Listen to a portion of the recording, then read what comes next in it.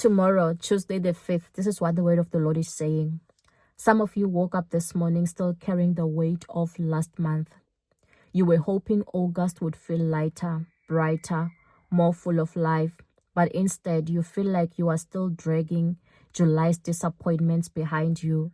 You are wondering, when is my season going to shift? Why does it still feel the same? God, what am I missing? And it's like you are stuck between hope and heartbreak, between promises and silence. But you are not behind, you are just on the edge. Hallelujah. So, because the 5th of the 8th month is a combination that means something in the spirit. 5 is the number of grace, and you are about to feel it again.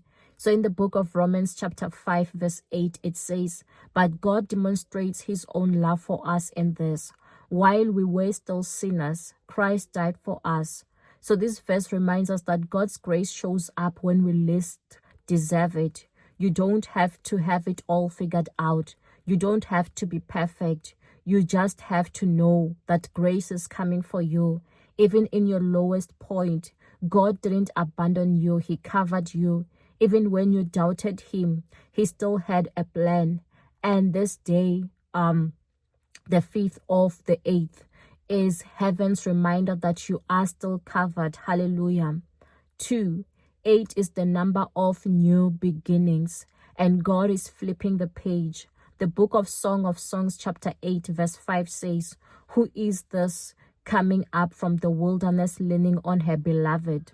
So you've been through the wilderness, dry seasons, betrayal, confusion, but now God is calling you to rise again, not on your own, but leaning on him.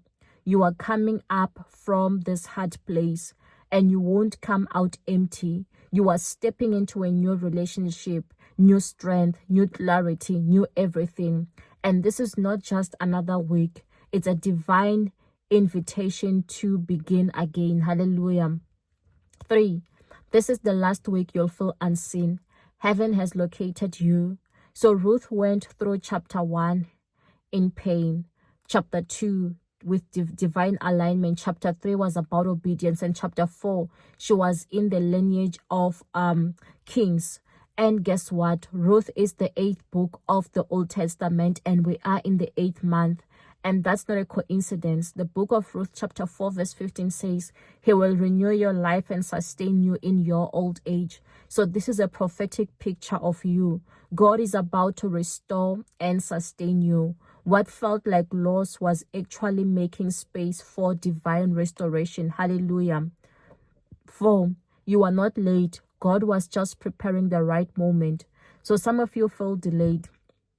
You thought you'd be married by now, financially free by now, out of that job by now. But the book of John chapter 5 verse 8 reminds us of a man who had been stuck for 38 years.